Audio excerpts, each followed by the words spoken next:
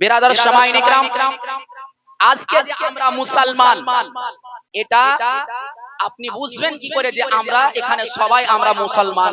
এখানে আমরা যত মানুষ বসে আছি সবাই কি মুসলমান? হ্যাঁ, একটু বলেন, আমরা কি মুসলমান না?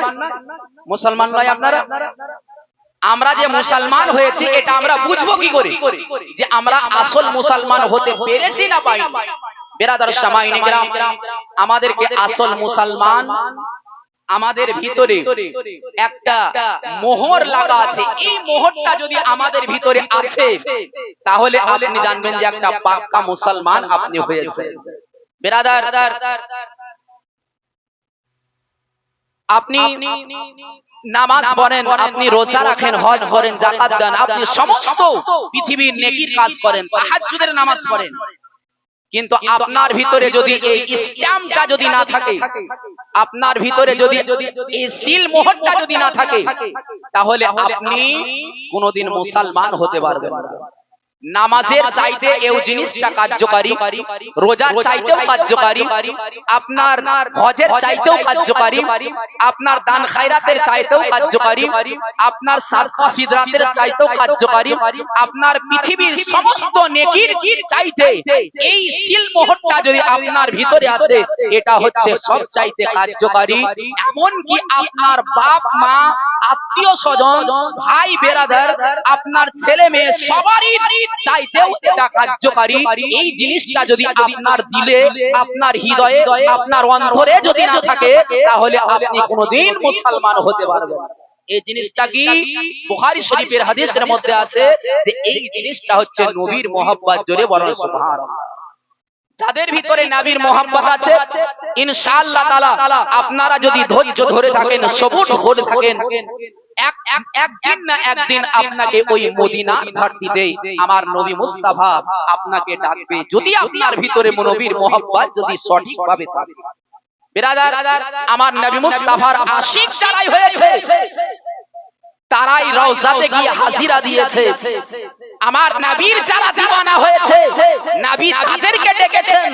বিরাদার, আজ যদি আমরা নবীর দিওয়ানা হতে পারি, নবীর আশিক হতে পারি, নবীর ভক্ত যদি হতে পারি, তাহলে ইনশাআল্লাহ তাআলা নবী একদিন না একদিন আমাদেরকে মরার পূর্বে নবী নিজের রওজাতে আমাদেরকে ডেকে নেবেন। জোরে বলেন সুবহানাল্লাহ।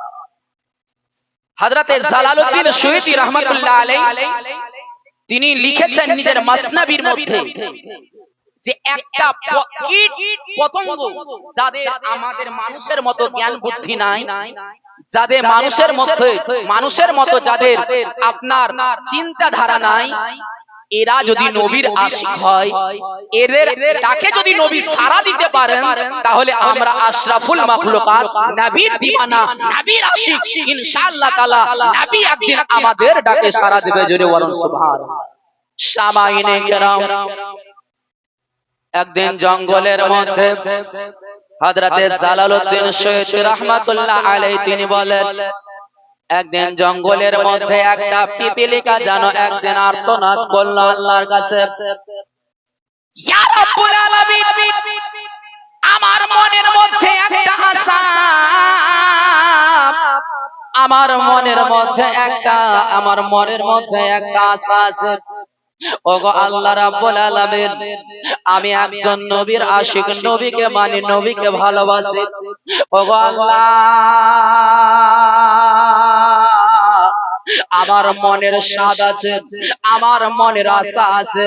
আল্লাহ গো, আমি একদিন আমি এই হিন্দুস্তানের মাটি থেকে আমি এই 7 সমুদ্র পার করার মতো আমার ক্ষমতা নাই, আমার টানা নাই। আমি 7 সমুদ্র পার করে আমি মদিনার ধরতিতে পৌঁছাতে পারবো। এই পিপীলিকাটা যেন নিজের মনে মনে চিন্তা করছে, ইয়া রাসূলুল্লাহ, আজ আজকে যদি আমার একটা দেহের মধ্যে পর থাকতো, আমার যদি ওড়ার শক্তি থাকতো, আমার যদি পায়ে আমার যদি শক্তি থাকতো, আমি যদি হাঁটতে পারতাম, ইয়া রাসূলুল্লাহ, তাহলে আমি মদিনাতে গিয়ে হাজিরা দিতাম, আপনার রওজাতে গিয়ে হাজিরা দিতাম। বেরাদার, যাদের মনে রওজাতে হাজিরা দেওয়ার ইচ্ছা থাকে, যাদের মনে নবী মুস্তাফা রওজাতে যাওয়ার ইচ্ছা থাকে, যাদের মনে আশা থাকে, আমার আল্লাহ রাব্বুল আলামিন তাদের আশাটাকে একদিন না একদিন পূর্ণ করে দেয়। এই পিপিলিকাটা আপনার কিছুক্ষণ পরে চিন্তা করছে, আরে তুই উড়তে পারবি না, চলতে পারবি না, এত বড় বড় পাহাড় অতিক্রম করে, এত বড় বড় সমুদ্র পার করে নবীর দেশে তুই কেমন করে যাবি? সামাইনে কেরাম, আল্লাহ রাব্বুল আলামিন ওই পিপিলিকার আওয়াজটাকে যেন কবুল করে নিলে। আমার আল্লাহ যেন কবুল করে দিলেন বাবা। আল্লাহ যেন পিপিলিকার আওয়াজটাকে শুনে আমার আল্লাহ যেন কবুল করে হাজিরাটাকে কবুল করে নিলেন। বেরাদার, ওই জঙ্গলের মধ্যে বাবা, ওই পিপিলিকার আশেপাশে কয়েকটা কবুতর যেন একেবারে দানা চুনছিল, তারা খাবার যেন অর্জন করছিল, খাবার খোঁজাখুঁজি করছিল। আমার আল্লাহ রাব্বুল আলামিন যেন একটা সংবাদ দিয়ে ওই পিপিলিকাটাকে বলল, ওরে পিপিলিকা শোন রে, তুই যে একজন নবীর দেওয়ানা, নবীর আশিক, আর যারা নবীর আশিক হয়, নবীকে যারা ভালোবাসে, নবীর সঙ্গে যারা প্রেম করে, নবীর সঙ্গে যারা মোহাব্বত করে, আমি আল্লাহ তাদের সঙ্গে ভালোবাসা রাখি।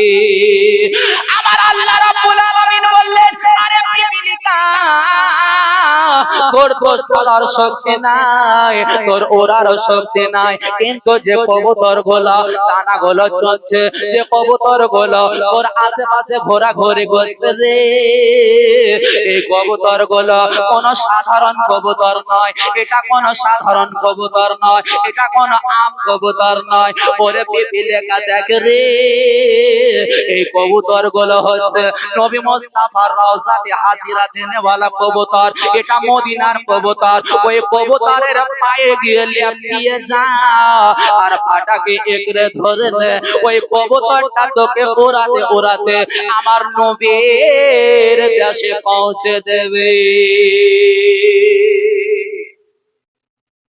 এই কবুতরটা যেমন শুনলাম, সঙ্গে সঙ্গে কবুতরের এই পিপিলিকাটা কবুতরের পা দুটোকে জড়িয়ে ধরলো, আর যেমনই জড়িয়ে ধরেছে বাবা, সঙ্গে সঙ্গে কবুতর দুটো উড়তে লাগলো, উড়তে উড়তে সমস্ত পাহাড়কে অতিক্রম করে, সাত সমুদ্রকে পার করে একেবারে ওই কবুতর গুলো পিপিলিকাকে সঙ্গে করে নিয়ে আমার নবীর দেশে হাজির হলে।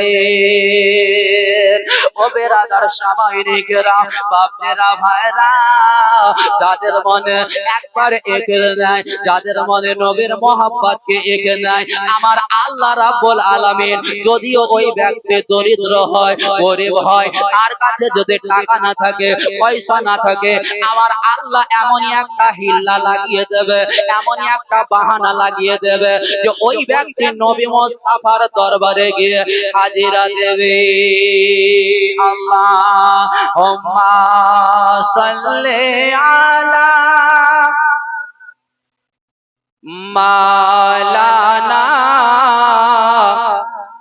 আলা আলি সাইয়্যিদিনা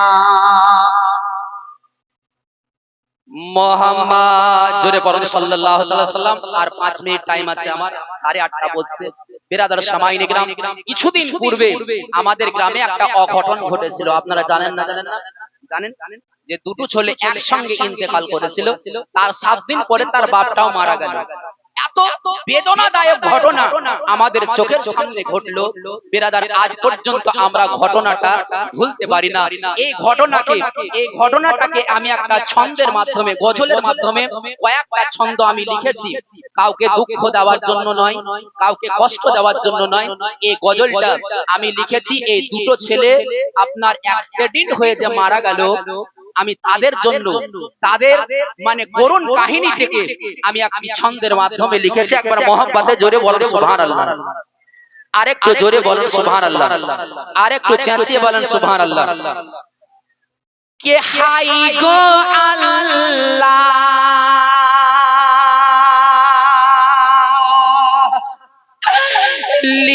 লিখেছিলে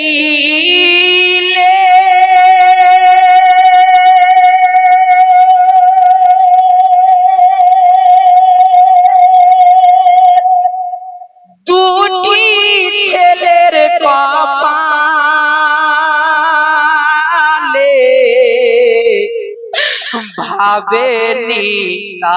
ভাবেনি কখনো তারা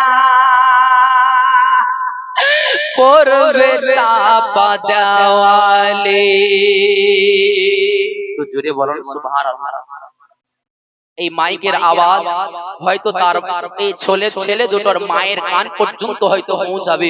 বিরাদার সামাইনে کرام, এই গজলটাকে খুব কষ্ট করে লিখেছি ইউটিউবে দেওয়ার জন্য, যেহেতু এরপরে অন্য জায়গাতে হয়তো রেকর্ডিং করার সময় হবে কি হবে না, এই জন্য গজলটা আজকে এখানে পড়ছি।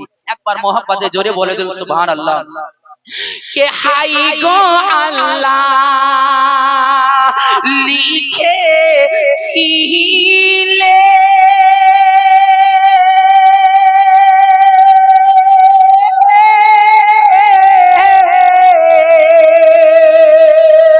তুমি তাদের কপালে, ভাবেনি তারা কখনো পড়বে চাপা দেওয়ালে, ভাবেনি কখনো তারা পড়বে চাপা দেওয়ালে। তো জোরে বলো। কে টিউশন পড়িয়া যখন আসিল তারা দরজা,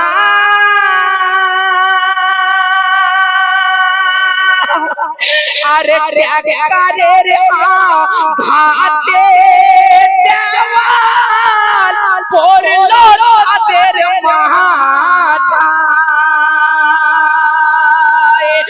আরে ভিড়া হলো না তাদের, ভিড়া হলো না তাদের জননী মায়ের কোলে, আর ভাবেনি কখনো তারা পড়বে চাপা দেওয়ালে, ভাবেনি কখনো তারা পড়বে চাপা দেওয়ালে। জোরে বলুন সুবহানাল্লাহ। এই খবরটা শুনে আমি যখন পৌঁছালাম ওখানে, তখন আমি দৃশ্যটা কি দেখলাম, যে এই খবর ছড়িয়ে পড়ে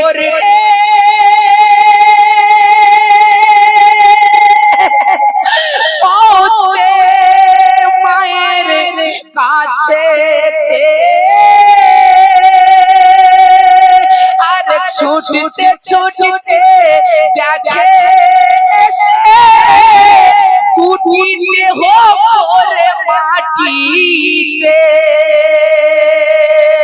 তখন মা জননী কেঁদে বলে, তখন মা জননী কেঁদে বলে, দুটি ছেলের লাশ তুলে ভাবেনি কখনো তারা করবে চাপা দেওয়ালে ভাবেনি কখনো তারা করবে চাপা দেওয়ালে একবার জোরে বলুন সুবহানাল্লাহ। এরই 7 দিন পরে তার আব্বার যে ঘটনাটা ঘটেছিল কে ছেলের শোকে ব্রেন স্ট্রোকে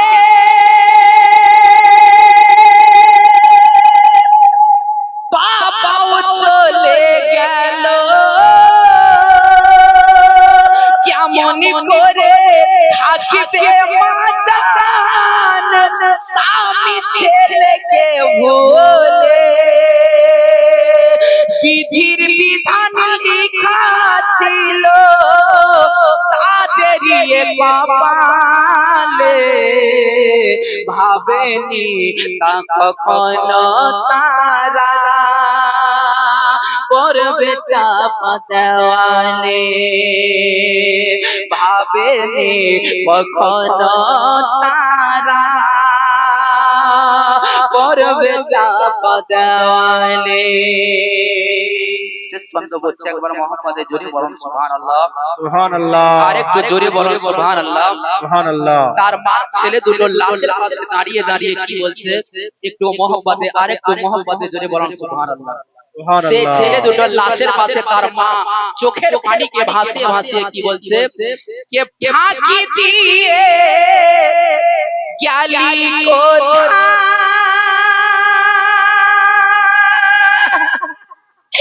সোনার মুখ আর দেখিব না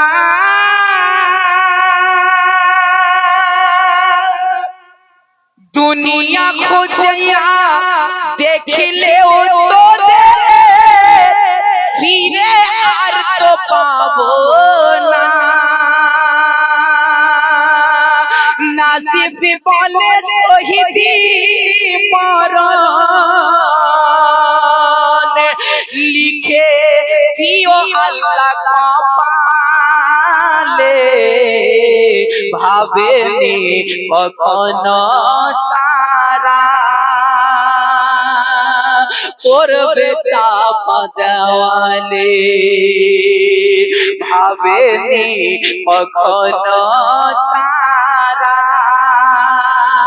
করবে চাপা দেওয়ালে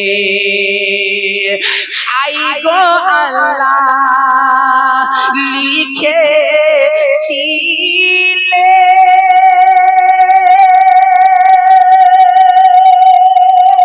তুমি তাদের কপালে ভাবেনি কখনো তারা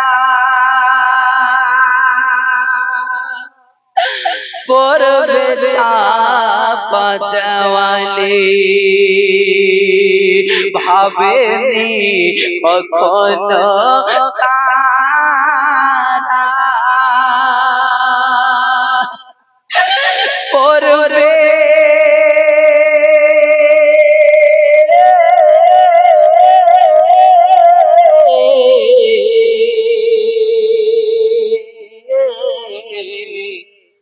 চাপা দেওয়ালে